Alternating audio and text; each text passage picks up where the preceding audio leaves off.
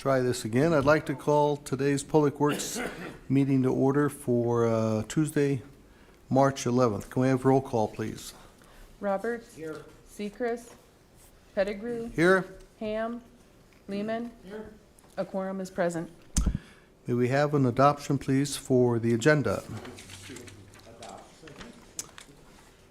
Agenda is adopted. I don't have any public speaker. Do I? Okay, I'm sorry. This is the time for our general public comment. It's a time for members of the public to discuss or express concerns to the committee on any issue not limited to items on the agenda. Action will not be taken on any issue not on the agenda except by placement on the agenda by unanimous vote of the council members present. I have a speaker request here from James. I'm sorry, sir. Your last name? Bialotta. Bialotta. James, you'll have 3 minutes. Yes, sir. This will be very brief. In the recent allegations I've made to the city, it became clear one of the complainants against me was a Public Works employee. This Public Works employee we reported prior for stealing and using fraud, waste, and abuse by delivering sand and gravel to his home where his wife operates a daycare. And then on heavy snow events and ice events, this gentleman from Public Works, his name is David Green, is a driver for the city, has repeatedly stolen city sand and gravel to deliver to his own property and to others, as far as we know. That after this complaint, that gentleman thought it best to phone in a false complaint that I abused my children. So I think it should go onto the record, because this should be investigated by the city. The complaint against David Green for stealing from the city, then retaliated against the people who complained against him. Thank you. Thank you, James. We will now close public comment. Now we're going on to the consent items 1 through 11. I don't have any public comment on those items. Are there any members of the committee who would like to remove or discuss any items 1 through 11? Second. All those in favor of consenting to items 1 through 11 say aye. Aye. Opposed? Motion passes. That's the end of our consent calendar. Now we'll go on to consent items. I have no public comments for the non-consent items. This time we'll have a presentation on mentoring of Rapid City by Micah Brandsrud.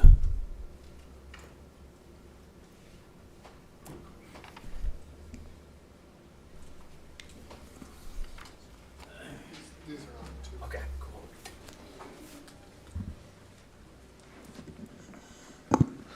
Hello, my name is Micah Brandsrud. I am an employee of Rapid City Area Schools and the program coordinator for our Teammates Mentoring Program.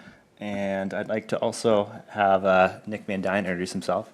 Yeah, I'm Nick Van Dyne, former program coordinator before Micah, on the board of Teammates and current mentor. So I've joined him to kind of speak on that behalf as well. Awesome.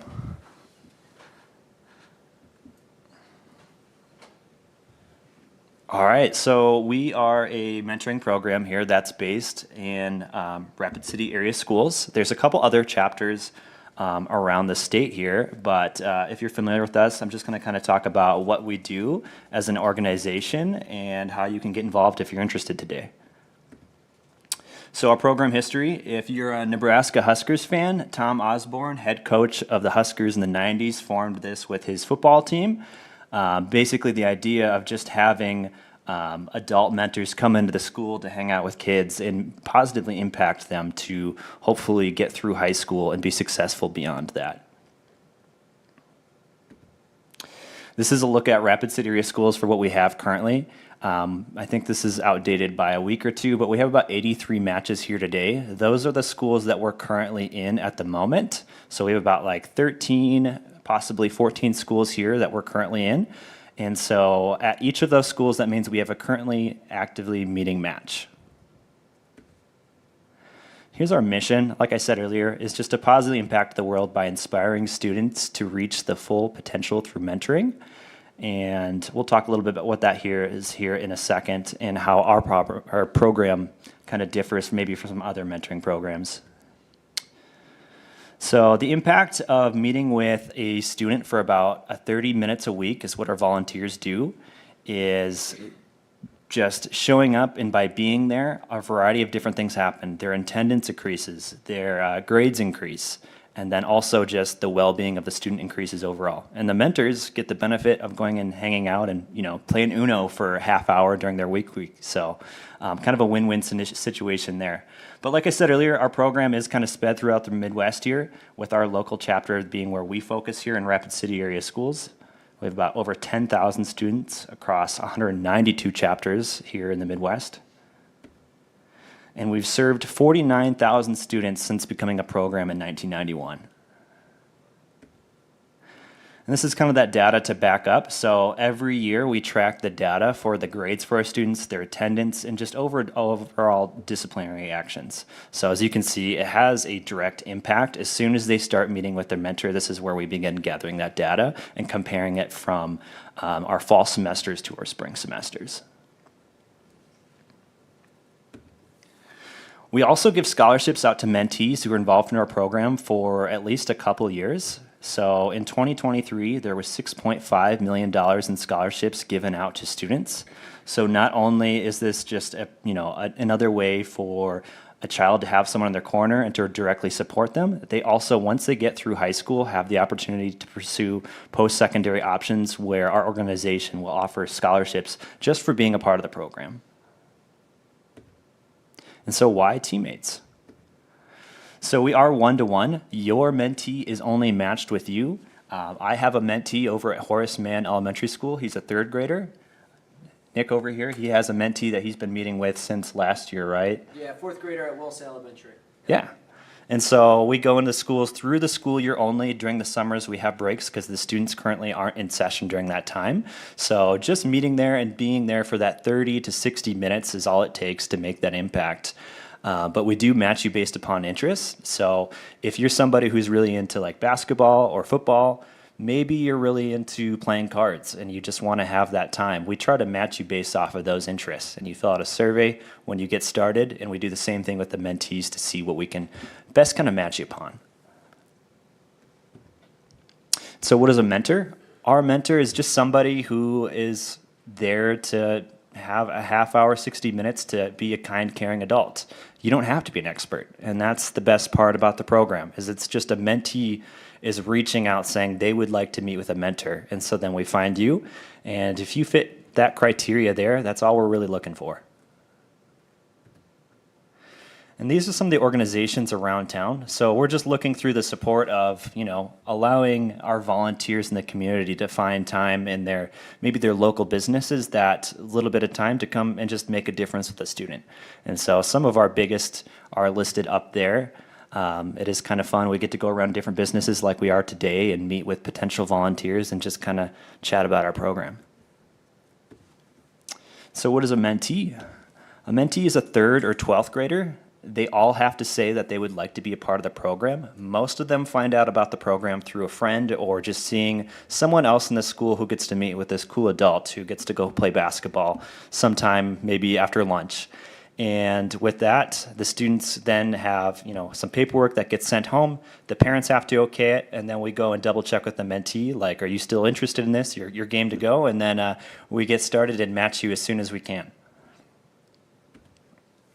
And what happens during a match meeting? So I kind of mentioned a little bit already. Nick, would you like to share a little bit what you've done last year with your mentee?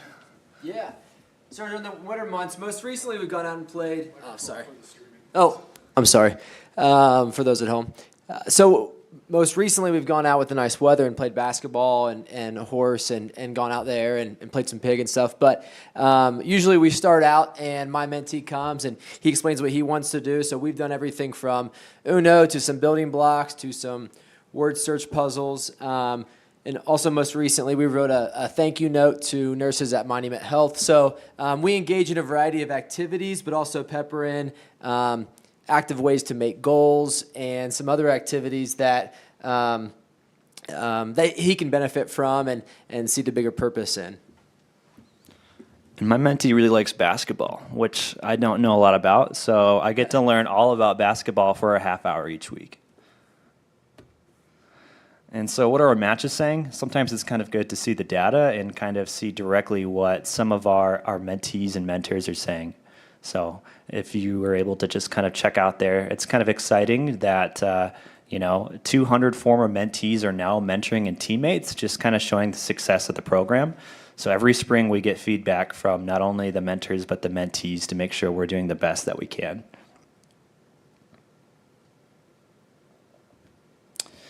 And if you're looking for ways to get involved, here are our websites and web links that you can get connected with us. So teammates.org is our national website. Head over there. There's a Become a Mentor button. Click that red button, and then they'll go through an application process, and I'll get connected with you here in Rapid City if that's where you're based, and we'll see how fast we can get you matched. If you're on Facebook, you can follow some of our new matches. They get posted on there, and then just other ways to get involved and support our organization. And that's my contact info and phone number. Yeah. Do you have anything to add? Yeah, I'll just say a couple of things. I'm sure some of you recognize Kevin Maher from the previous picture. He's been a mentor for a couple of years now. But one thing I'll just kind of wrap up with that Micah was saying, one of the best parts of his job he's currently doing right now is interviewing each mentee on what their experience has been like the past year. So we call it a survey, but it's a conversation of, are things going well? What type of things are you doing with your mentor? What makes you excited about teammates? And so that's one of the best parts is because we're out here sometimes recruiting mentors and people to donate, but he gets to see the tangible rewards and how a mentor, one person, giving up 30 minutes of their week impacts a young student, a young life in Rapid. And so it's amazing to see. We had two of our first graduating class last year, so we had two mentees graduate, and now they're lifelong friends with their mentor. Their mentor is pretty much a part of their family now. So it was great to see what those matches come to be after quite a few years of meeting for just 30 minutes a week. I think that's all we got. Thank you very much for your time. Thank you, Mike and Nick, for your presentation. Sounds like you're having a big impact in Rapid City, and we appreciate that. Yeah, thanks, Dan.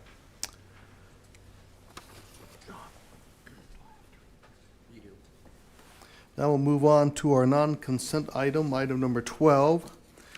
And that's for PW 031125-11, resolution number 2025-020, a resolution authorizing an application for financial assistance, authorizing the execution and submittal of the application, and designing an authorized representative to certify and sign payment requests. Motion to approve. Second. All those in favor of? Daniel. Oh, I'm sorry, Daniel. Gotta look at my monitor here. Daniel! Thank you, Mr. Chair, and thank you, committee.